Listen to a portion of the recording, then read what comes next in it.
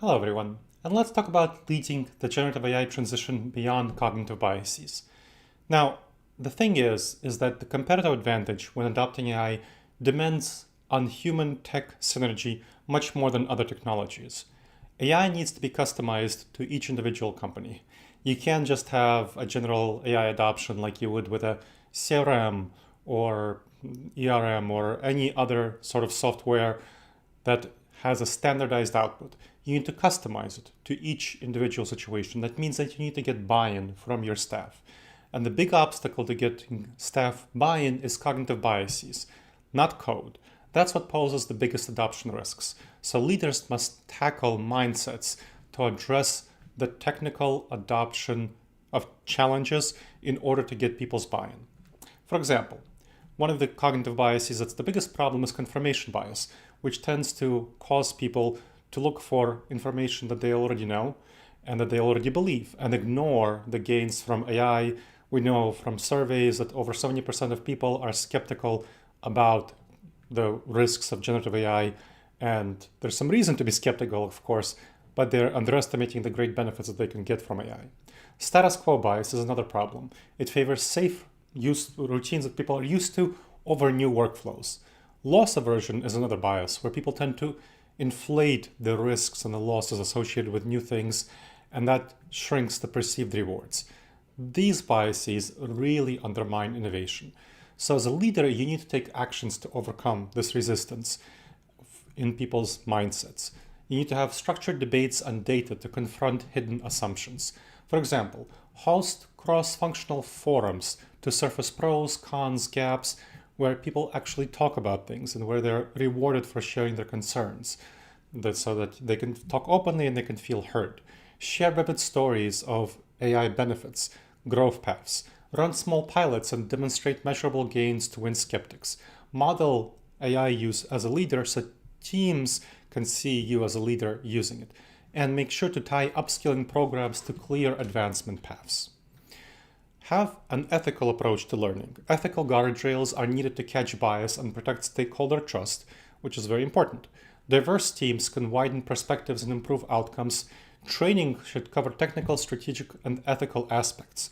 So you should have workshops, labs, and videos to fit varied learning styles, and have safe sandboxes where staff can test AI ideas without production risk. I'll tell you about an insurance company I worked with. So we had, as a start, we decided to help their claims adjusters improve their process of writing letters. And what we did was they were writing the letters. They had a really annoying part of the process where they had to pull the language from PDFs. And the language that they have to find the language, they have to copy paste the language into a Word doc, and all the formatting is broken when they copy paste it. So what we did was we trained the AI when they put in a brief phrase describing the incident.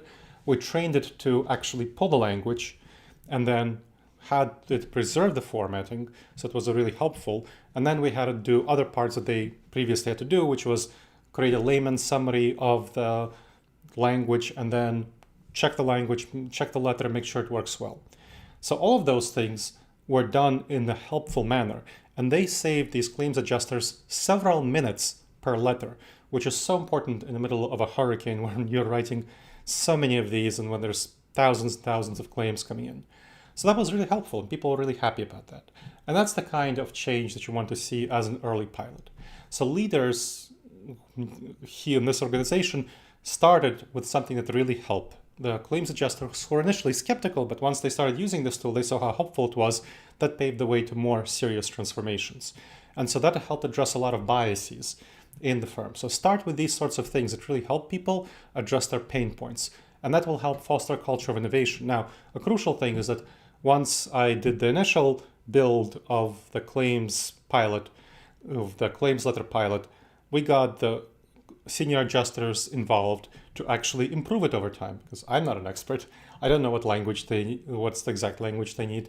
And it's true that they were very necessary in order to improve it, but it's also true that that was a strategy to get buy-in from the claims adjusters, from the senior claims adjusters, and then they helped spread this word about this letter and claims letter copilot and how helpful it was.